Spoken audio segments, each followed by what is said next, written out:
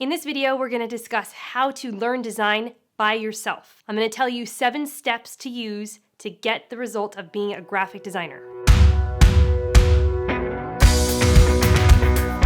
You can take as much time as you want on each one of these steps until you feel comfortable before going on to the next, because each one depends on the prior one in order to be successful. The first step is learning the fundamentals of graphic design. This includes spacing, colors, typography, the placement of elements on the page, and understanding why you are doing all these different elements and why certain designs are good and certain designs are bad. I'm going to be doing a video next week that discusses the fundamentals of design, the 10 most important ones to always focus on, so make sure you check it out next week. You want to make sure you understand the fundamentals of design before going on to the programs. Otherwise, there are many resources online, such as courses and YouTube tutorials that go over what are the fundamentals of design. So you really understand each one of these components and how they will work for you as a graphic designer. The second step is to learn the programs. This is usually the Adobe Creative Cloud, the suite of Adobe programs, which includes Adobe InDesign, Adobe Photoshop, and Adobe Illustrator.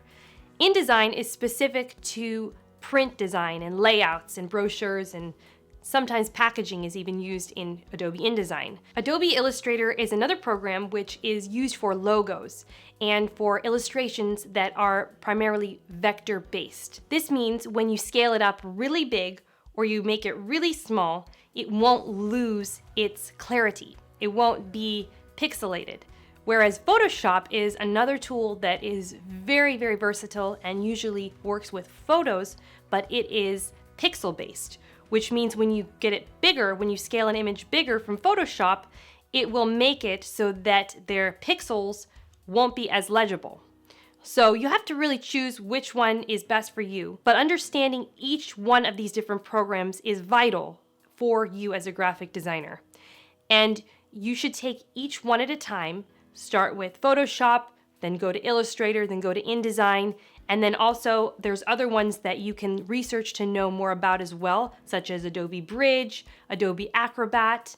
Some people are using Affinity. There's many other types of programs out there, but you need to take one at a time and really understand that one. The interfaces can be quite daunting sometimes, but if you just take it step by step, find a good course on it, find a good tutorial. Sometimes people even put out tutorials that are understand a program in 5 minutes, and you really want to get the basics and understand what do you need to get out of it. You don't need to know every single button to get started, but you do need to understand the basics so that you're not lost when you're going to create your designs. So make sure that you take the time, and when you're learning it, you go and apply it, because otherwise you can get lost in these programs. And really, they're very simple. They're meant to help you as a designer to achieve your result. Step 3 is to join Facebook groups and communities of designers. This is a great resource for other people who are experienced to help you and others that aren't really so experienced to get started as a graphic designer. This is a resource where you can ask questions, and there's no stupid questions in most of these groups. People want to help. They're there to help, and they want to see your designs, and they can critique them and give you some advice and tips. So make sure at this point that you join some of these Facebook groups. There are hundreds of them, maybe even thousands. So find the ones that are right for you and get started and start making some connections of other graphic designers as soon as possible. The fourth step is to start doing some practice projects. Now that you understand the basics of design and you understand the programs, you can get going with some sample projects. My favorite place to look for inspiration is Pinterest. They always have some awesome content, and you can categorize it per category, such as logos. You can put all the ads that you love together. You can put all the other types of designs, so that when you are practicing logos, you can go to your logo board and find one that you love, and then go to Illustrator and really dissect how did they create that.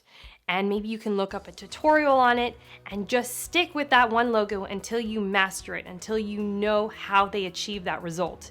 And then practice it over and over until you feel comfortable. and then go to the next one and practice doing an ad or a flyer or some other sort of design. But the point is that you are going through and duplicating exactly what other people have done already. You're not trying to invent the wheel here. You're just learning about design and actually the application of it to a project. This can include book covers or other types of typography. Why is something placed a certain way? Really analyze each one. You can spend a lot of time doing this, weeks or months, until you really feel comfortable with the programs and with using the elements of design.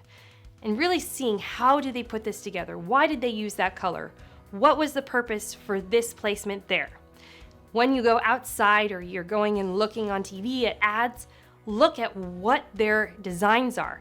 Everything is designed, and you will start to see it everywhere. Billboards, newspapers, flyers, ads.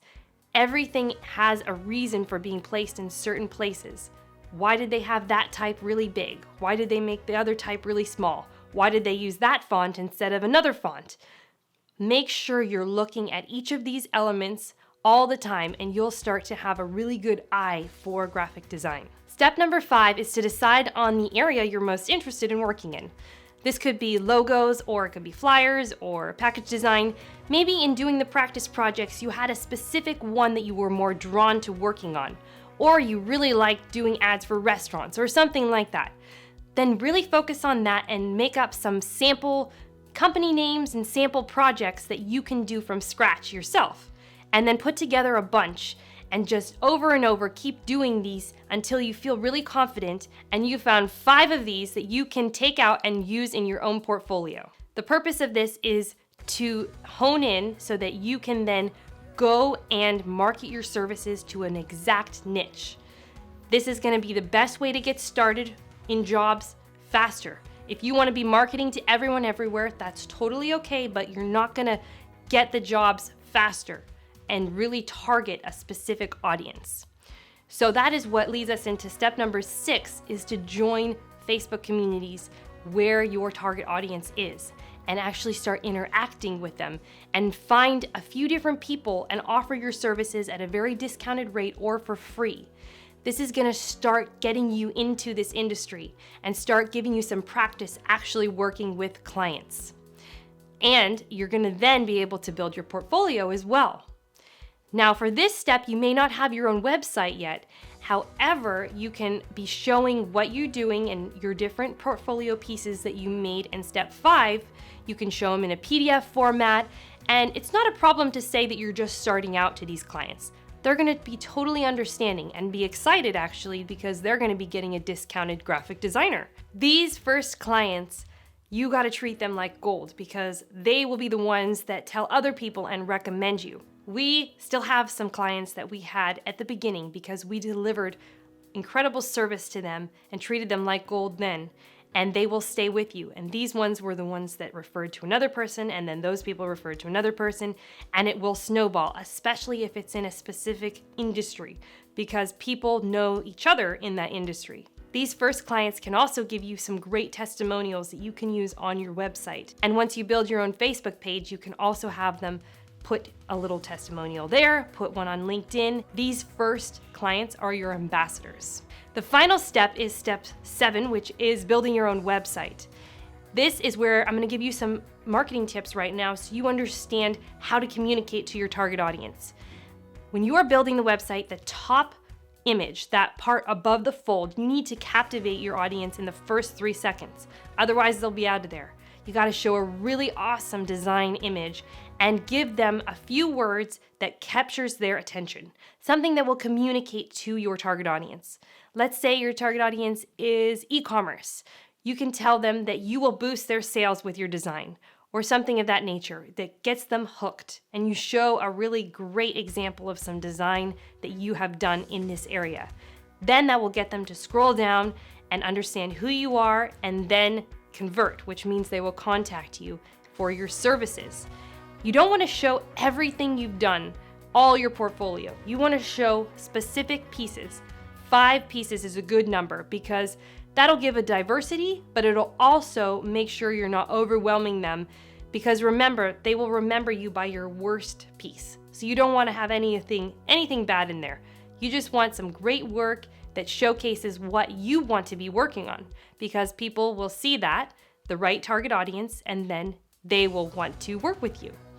And the way that you can actually get people to your website is by interacting in these groups, in these Facebook communities, and recommending for them to check you out. Don't be spamming people with just writing a link to your website. You want to be solving their problem. That is how you market your services. People aren't looking to buy something. They are looking for a solution to their problem. And that's where you come in. That's what's so cool about having a target audience that you understand and know so well. Because if you know why they need your service, you can tell them you are the solution. So make sure that you are communicating this in everything you do in your Facebook groups, in the Facebook page you have for your business, on your website, in your interactions. If you go to conventions, you are representing somebody who can solve problems. So these are the 7 steps that you can do on your own without having to go to an art school or get a degree. You can start taking action right now. So make sure you follow each step so that you can really become a graphic designer that you want to be, and really make some money, make some clients, and make it a business for yourself. Thank you so much for sticking around to the end. I hope to see you again next time. Make sure you do subscribe and hit the like button, and share with your friends so that others can also fulfill their dreams as being a graphic designer. I'll see you next time.